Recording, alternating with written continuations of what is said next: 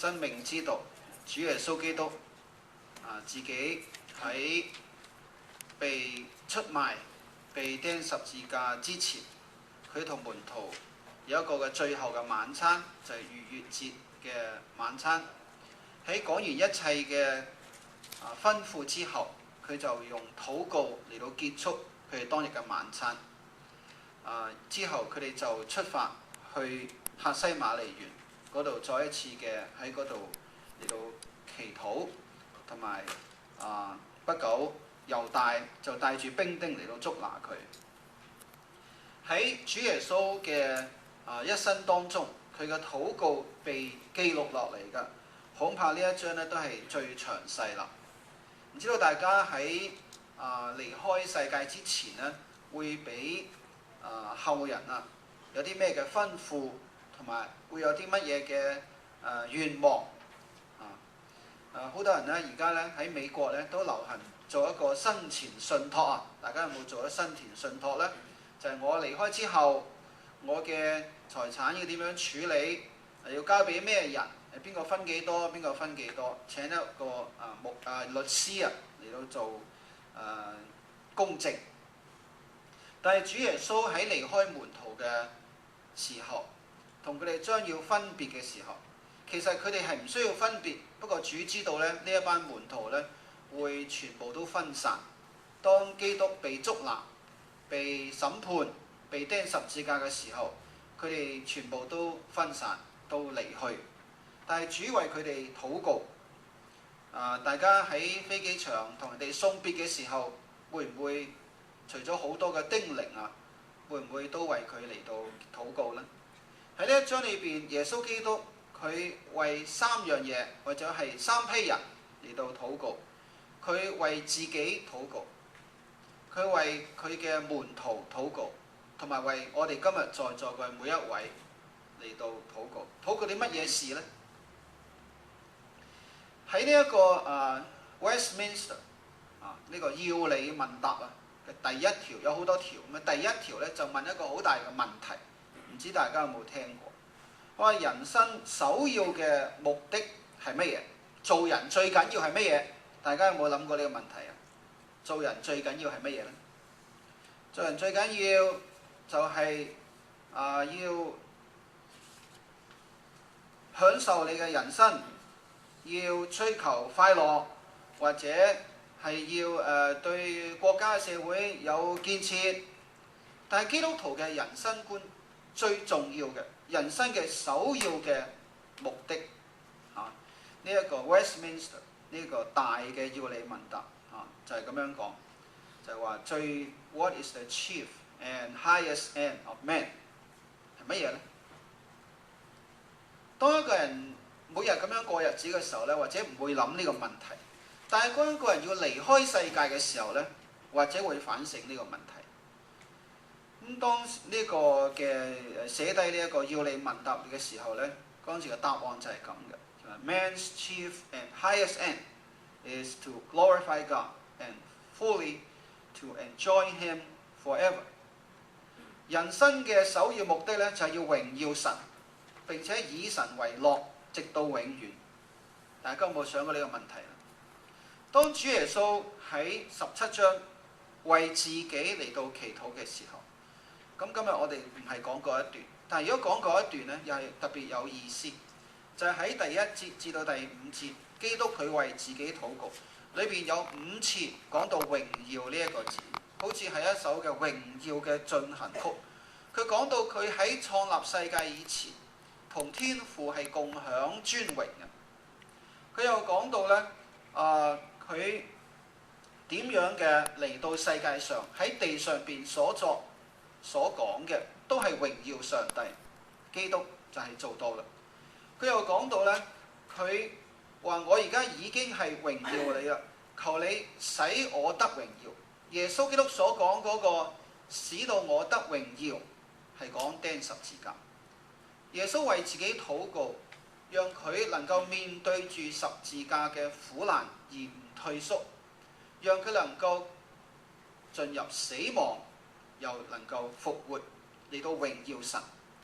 跟住佢又話：我要求你使到我回復到當初嘅榮耀，即係被接升天。所以喺提摩太前書3章16節嗰度話，主咧係被接在榮耀裏啊，嚟到回復到當初嗰個嘅榮耀，好叫父神嘅智慧、大能同埋慈愛得到榮耀。不過今日咧就唔係講嗰一段。主耶穌嘅人生觀，佢做人嘅目的，佢嚟到世界上嘅目的，唔係照自己嘅意思，而係為咗要榮耀神。呢一點係要你問答嘅最基本嘅第一條。作為基督徒，我哋每一個人都應該以榮耀上帝做我哋嘅人生嘅主要嘅目的。好啦，但係今日唔係講呢個主題，今日係要講主耶穌第二嘅為咩人禱告呢？為嗰班門徒禱告。為嗰班門徒禱告啲乜嘢事呢？禱告3件事。不過喺講嗰3件事之前呢，我哋都係要講一下主耶穌佢禱告嘅內容。我哋自己喺處想，如果我要離開世界，我仲有啲乜嘢嘅祈求？我記得我好細個嘅時候，我有一位嘅長輩，佢離開世界嘅時候，佢同我講，佢話第時我好返呢，我呢就會帶你呢去食叉燒飯。後來呢件事冇成就到，我好細，我去到醫院去跟埋媽媽去探嘅時候，我都唔知道係咩一回事。但係不久呢，佢離開世界。咁基督離開世界嘅時候，佢禱告，佢所求嘅，求天父俾佢成就嘅係咩事呢？佢喺門徒當中咁樣嚟到禱告，佢求神嘅榮耀能夠喺佢身上繼續嘅嚟到彰顯。佢又求嗰班門徒呢可以成為聖潔嘅人，唔好俾世界嚟到污染。佢亦都求教會將來嘅教會能夠合一。呢件事呢仲未曾完全成就喎。佢又求世界上嘅人能夠因為呢班門徒呢嚟到信主得救。好啦，我哋翻嚟今日嘅主題，就係為門徒禱告啲咩事呢？禱告3件事。第一係求天父保守佢哋。咁點樣保守法呢？一陣間我哋再講。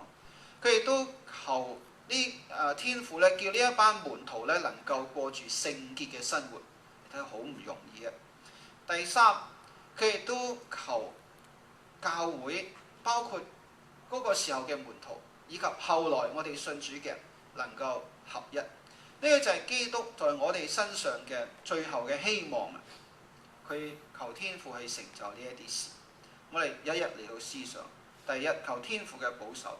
我哋請睇聖經嘅第11節嗰度話：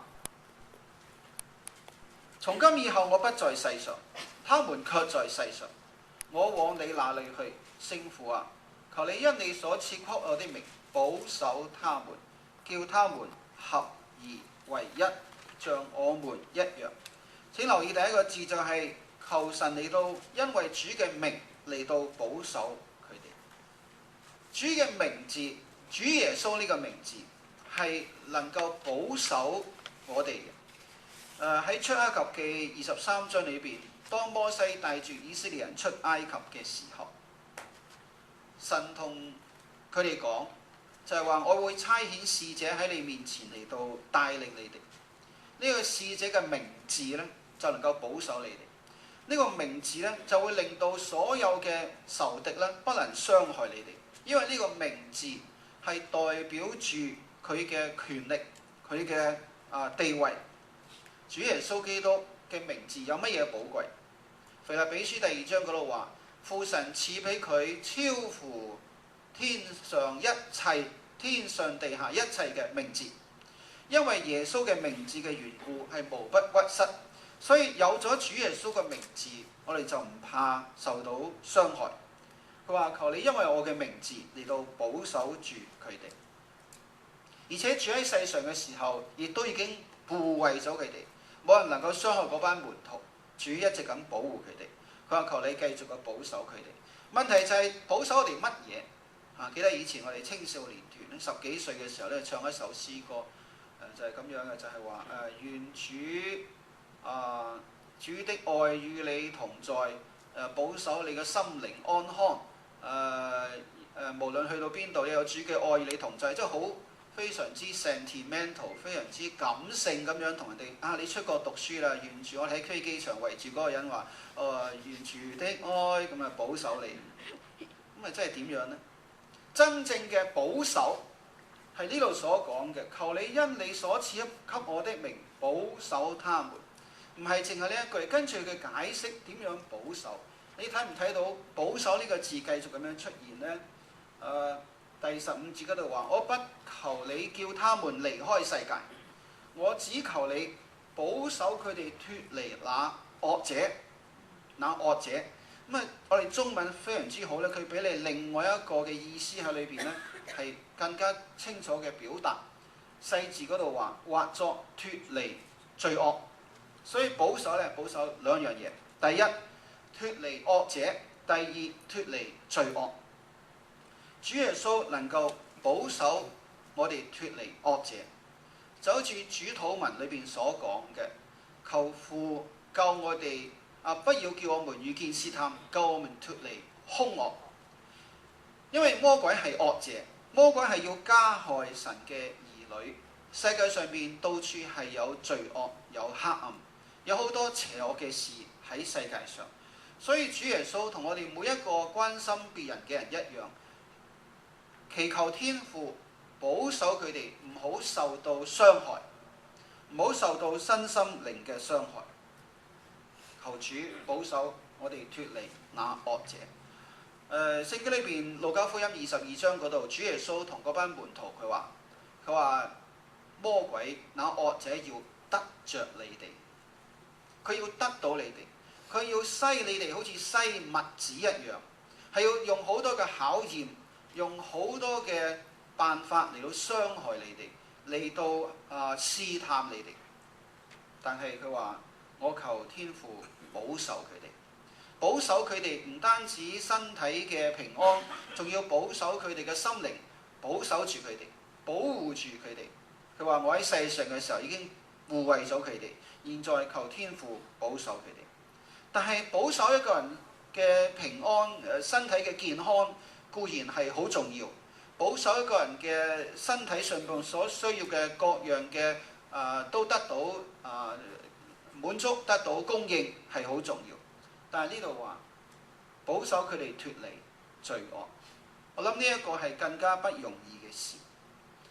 就好似最近咧我又唔小心咧上網咧就去 download 一啲圖畫咧，所以即係準備講到有啲圖畫要 download， 一唔小心咧就 download 咗啲乜嘢咧？病毒啦一啲 virus。咁virus 咧就有個名嘅，就最常見嘅 virus 咧由來已久咧就叫 Trojan。Trojan 係咩咧？特洛伊人。咁有個典故咧，就係木馬屠城記。嗰個城本來咧打唔入去嘅，但係攻城嘅人咧好聰明咧，整隻木馬，即係木馬城裏邊嘅人睇到，佢哋而家投降啦，整隻木馬獻俾我哋嘅神。咁我哋將個木馬咧拖入嚟咧，點知拖走入城咧就叫做咩咧？叫做俾敵人咧侵入咗都唔知道。今日罪惡，求神保守我哋脱離罪惡嘅意思，唔好俾呢個世界上邊嘅一啲嘅觀念、一啲嘅想法、一啲唔應該有嘅態度嚟到進入我哋嘅內心。喺呢一個約翰一書第2章嗰度話，佢話世界上面嘅事咧，好似肉體嘅情慾、眼目嘅情慾、今生嘅驕傲，世人陷入試探，大概都係因為呢幾樣嘢。權力享受慾望同埋眼睛係唔會滿足嘅，等等嘅試探就透過我哋嘅耳朵、我哋嘅眼睛，透過我哋嘅想法，透過好多嘢就進入咗我哋嘅內心裏邊。主話求天父保守我哋脱離罪惡，唔好俾呢一啲嘅罪惡嚟到進入我哋裏邊。當神毀滅呢一個所多瑪城嘅時候，當時住喺裏邊嘅羅德，因為有亞伯拉罕為佢祈禱，佢本來都唔肯出嚟，佢都貪愛嗰個城市裏邊嘅繁華同埋做生意嘅機會，或者一啲虛浮嘅名譽咧，佢都唔想走。但係神因為咧就聽亞伯拉罕嘅懇切嘅祈求，就叫天使拉住佢哋走。咁走咗出嚟之後咧，就得免禍患咧。當晚所多瑪城咧被天火嚟到焚城消滅咗。咁佢哋咧就走咗去附近一個山上邊就冇事。但係離開呢個世界容易，呢個世界離開你咧，卻係非常之不容易。羅德離開咗所多瑪之後，去到山上，佢個兩個女係同佢發生咗性嘅關係，就生咗兩個仔。所以要我哋離開個地方容易，但係要嗰個地方離開你嘅內心係好困難。所以主耶穌為我哋嚟到禱告，為我哋禱告乜嘢呢？就係叫我哋能夠脫離罪惡，唔好俾兇惡，唔好俾試探嚟到加害於我哋。所以我哋需要求主保守，我哋都要求主保守我哋自己，求主保守我哋嘅兒女，我哋嘅弟兄姊妹，我哋嘅教會，求主保守我哋脫離惡者，脫離罪惡，因為我哋仲活喺呢個世界上。但係請留意，主耶穌佢話：我並冇求你叫佢哋離開世界。點解主耶穌要留我哋喺呢個世界上，俾我哋面對惡者、面對罪惡，又嚟到自己嚟保守我哋呢？因為我哋喺世界上面有一個使命，我哋喺世界上邊要去救更多嘅人，要去得勝，學習主耶穌一樣勝過試探。從上一個禮拜已經係開始啦，上個禮拜6已經開始喺我哋個網站上邊呢，有邊位上過我哋個網站啊？未上呢？咁今日週報上面有寫，翻去試下。我喺網站裏邊每一日將讀經嘅一章聖經嘅一點嘅心得咧嚟到鋪上去，嚟到寫上去，都係重新再寫。希望咧所得到嘅心得或者領受咧，同各位嚟到分享。記得讀到我哋由馬太第1章開始，所以而家你今日開始還來得切，今日已經係第9章，一日讀一章。3年之後咧，我哋全教會就一齊讀完晒整本聖經啦。咁每一章咧都我都盡量嘅俾大家一啲嘅自己嘅領受同埋心得。記得喺第4章裏邊咧，我就想到主耶穌都要受試探。咁點解主耶穌都要受呢咁嘅試探，受魔鬼嘅試探呢？因為主佢要嚟到得勝，作我哋嘅先鋒，話俾我哋聽點樣可以勝過試探。你要睇詳細咧，就上網去睇啦。主要保守我哋脫離那惡者。第二，主耶穌亦都祈求天父使到我哋分別為聖，分別為聖，同呢個世界有所分別。請你睇第17節，求你用真理使他們成聖，你的道就是真理。第一點同第二點係非常之相關嘅，有密切嘅關係。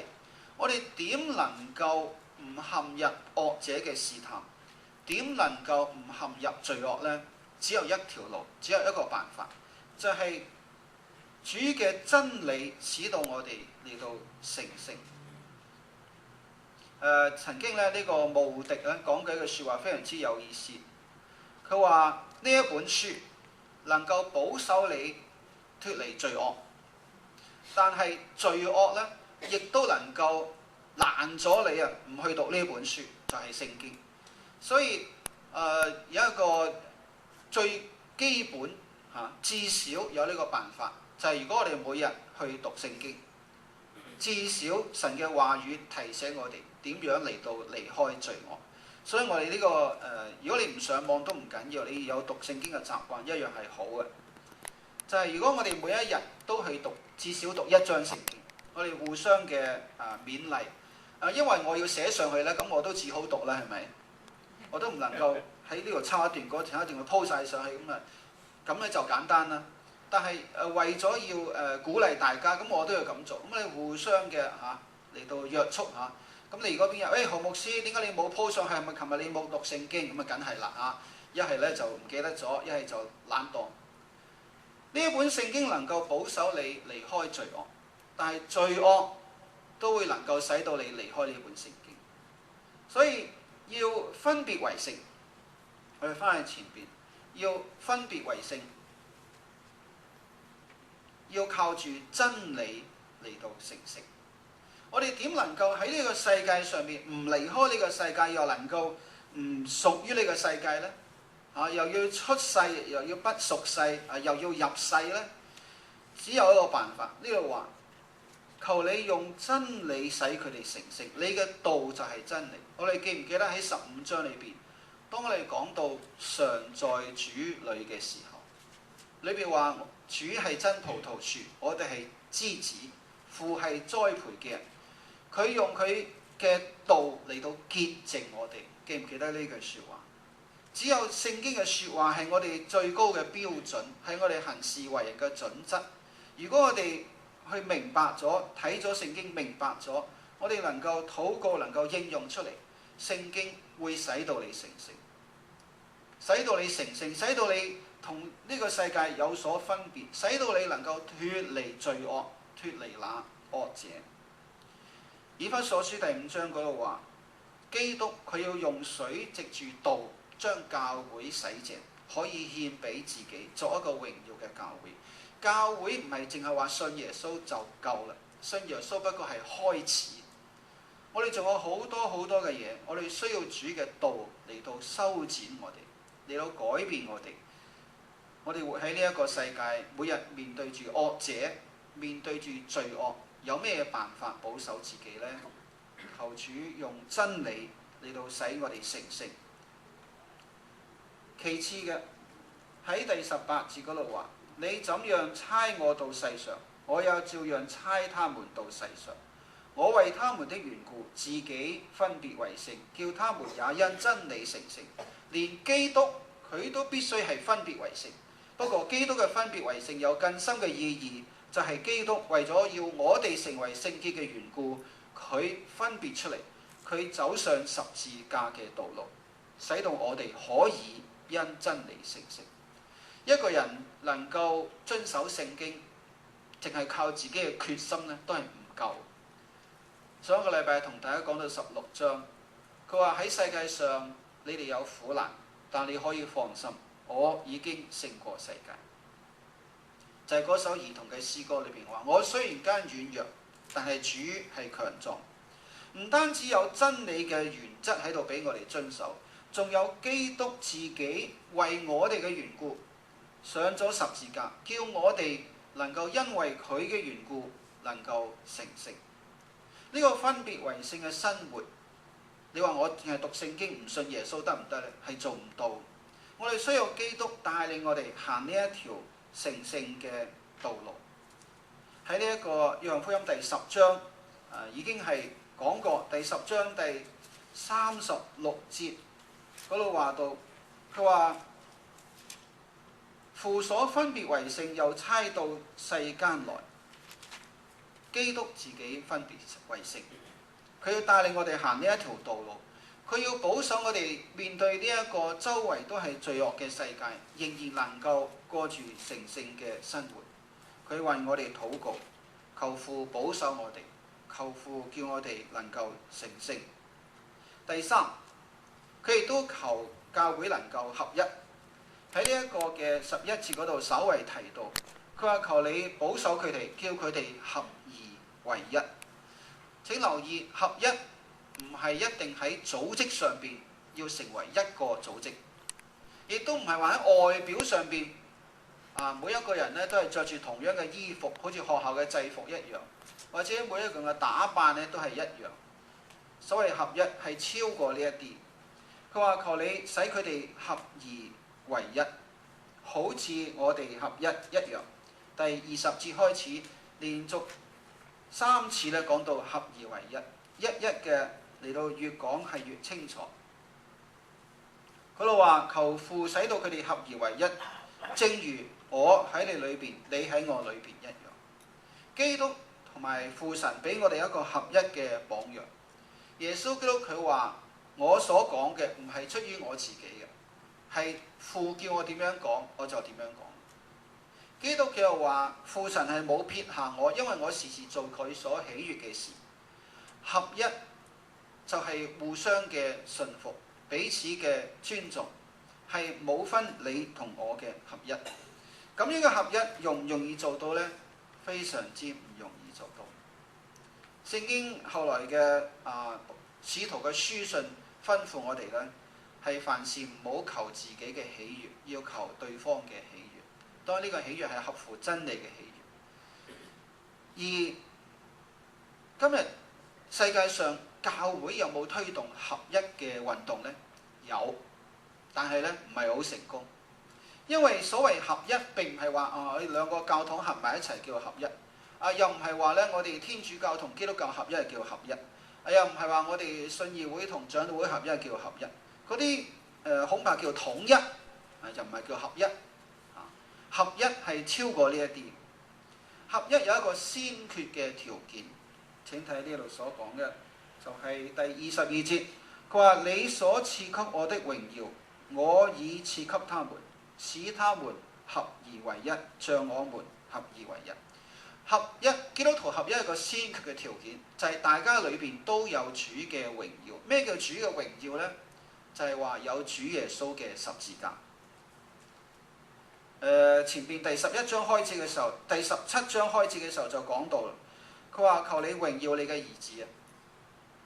求你使到我能夠面對呢一個十字架。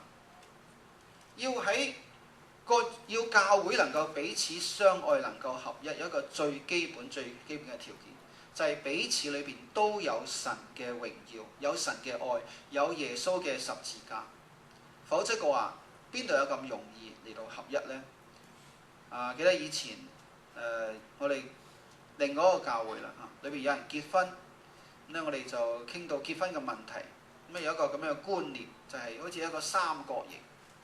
夫妻之間要能夠好 close 咧，好合一咧，唔係兩點嘅合一，而係兩點之間上邊有一點，就係喺神裏邊，我哋越接近神，我哋就越合一；我哋越唔接近神咧，就越疏遠。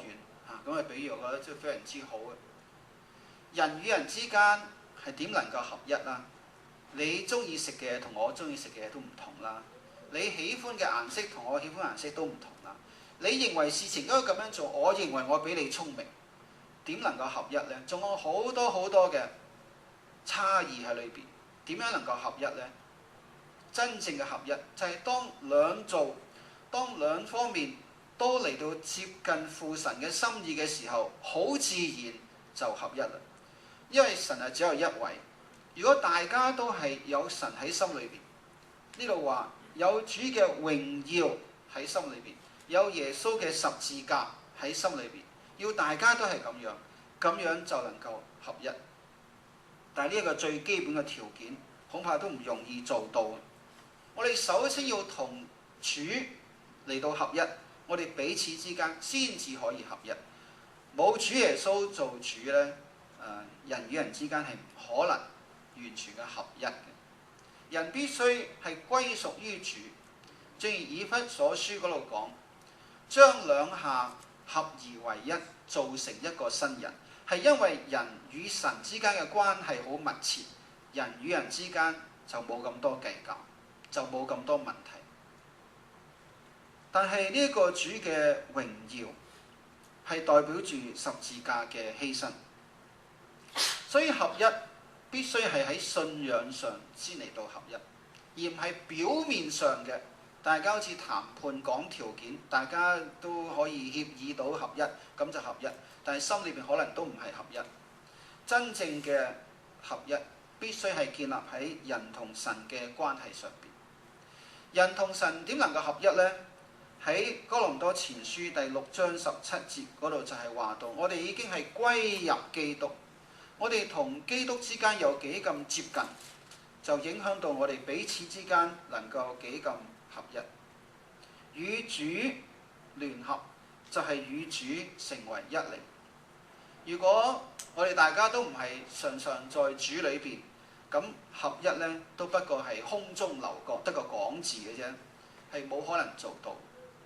唯有一個真正愛主，一個真正常常在主裏邊嘅教會，先至可以做到合一。所以要促進教會嘅合一呢，我認為唔係多啲一齊去食飯，多啲一齊開會，多啲一齊去旅行，咁啊會合一。我認為應該多啲祈禱會，咁就會合一。因為當人更加接近神嘅時候，佢彼此之間就比較容易相處。因為如果你又順服基督，我又順服基督嘅話，我哋嘅合一先至係有可能。所以呢度話，我已經將我嘅榮耀啊放喺佢哋心裏邊啦，使到佢哋合一，好似我哋合一一樣。所以值得我哋一再嘅思想就係，我哋心裏邊有幾多主係喺我哋心裏邊佔有我哋幾多嘅空間。如果我哋完全係歸屬於主，我哋同人嘅關係係都會好好多。基督佢責備嗰啲法利賽，佢話你哋心裏邊冇神嘅愛。一個人心裏邊冇神嘅愛，又點愛人呢？又點能夠彼此相愛呢？所以呢個係先決嘅條件。但係假若我哋能夠做到真係合而為一，如同天父與基督嘅合而為一一樣呢，嗰個功效就太大啦。喺23節嗰度話，我在他們裏邊，你在我裏面，使他們完完全全的，好似仲係講唔夠，完完全全的合而為一，叫世人知道你差了我來。約翰福音第13章，當基督同門徒洗腳之後，佢話：我俾一個新命令你哋要彼此相愛，好似我愛你哋一樣。世人就會知道你哋係我嘅門徒啦。今日人對基督徒嘅睇法係乜嘢呢？恐怕都係唔係幾合一。但係基督嘅要求就係，當你哋能夠彼此相愛，能夠完全嘅合一嘅時候，人就會因此知道耶穌基督啦。當人見到教會裏面嘅人係真係好坦誠，好能夠互相嘅接納嘅時候，人都會係被吸引，人都會羨慕嚟到認識耶穌。仲有佢話，也知道你愛他們如同愛我一樣。團契、分享、相愛呢一啲，如果我哋係未曾達到，我哋嘅見證嘅力量亦都係相當有限。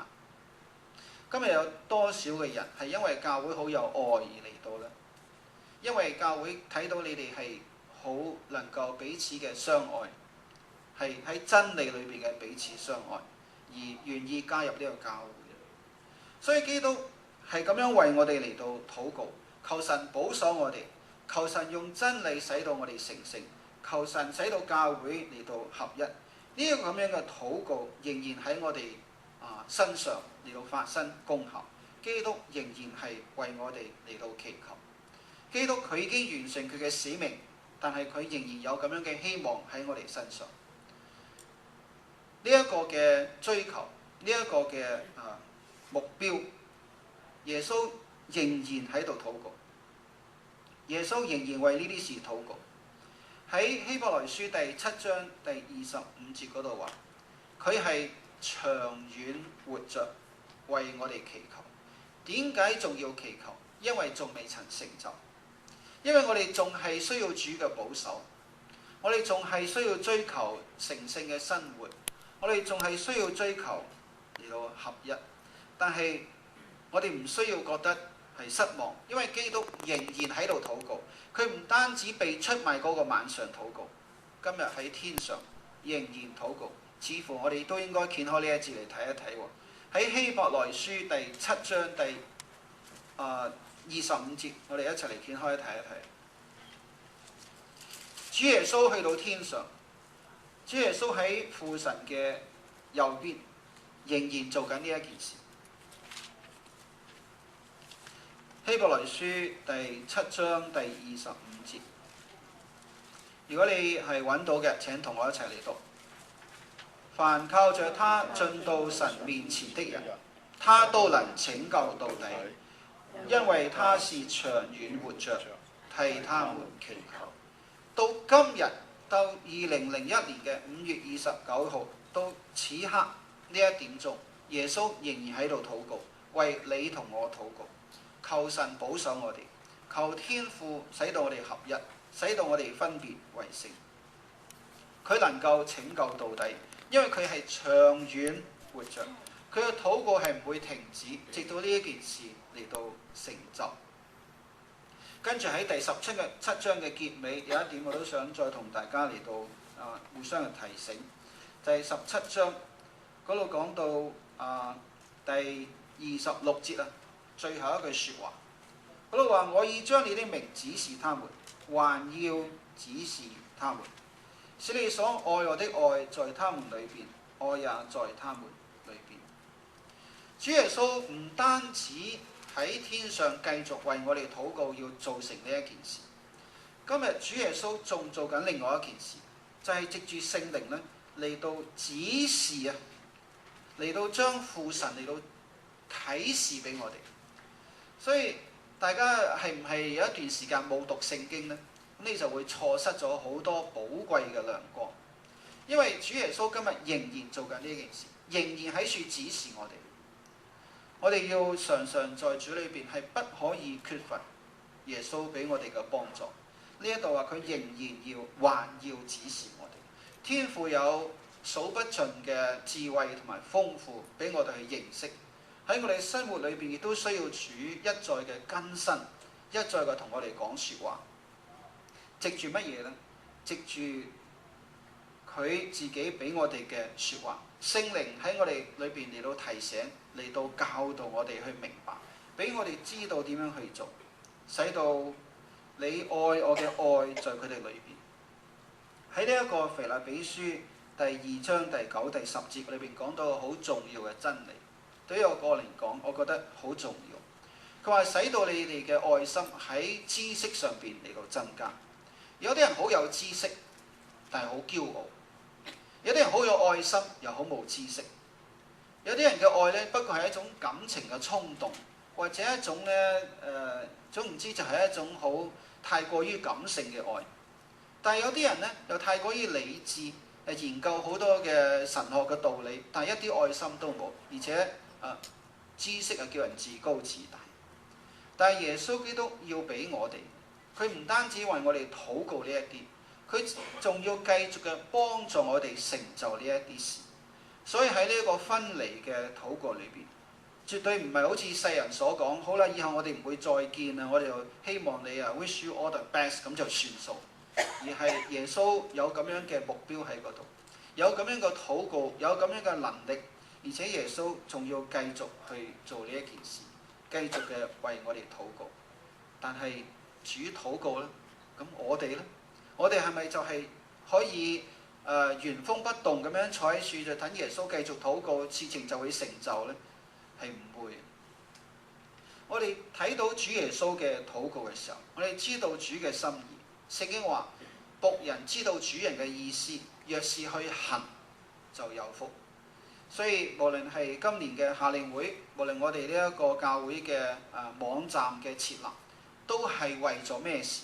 唔係淨係為咗宣傳我哋，唔係為咗我哋只不過大家喺埋一齊咧，大家更加熟絡一啲，而係真係要主耶穌嘅祈禱，希望能夠成就喺我哋每一個人身上，我哋都能夠唔好陷入罪惡，唔好陷入兇惡，我哋都能夠喺呢個世界卻唔受呢個世俗嘅污染，我哋都能夠彼此嘅相愛同合一，好叫世人都能夠認識耶穌。呢啲係我哋所期望嘅，係主所禱告嘅祈求。所以為你祈求，我哋都為自己祈求。願主嘅禱告能夠成就喺我哋嘅身上，我哋一齊祈禱。天父，我哋多謝你，因為主你並冇放棄我哋，並冇撇下我哋。雖然間基督唔喺世上，但係基督卻藉住聖靈住喺我哋心中。主啊，願你嘅榮耀時時嚟到啟示我哋，提醒我哋，叫我哋嘅心與主嚟到接近。主啊，我哋為教會嘅合一嚟到禱告。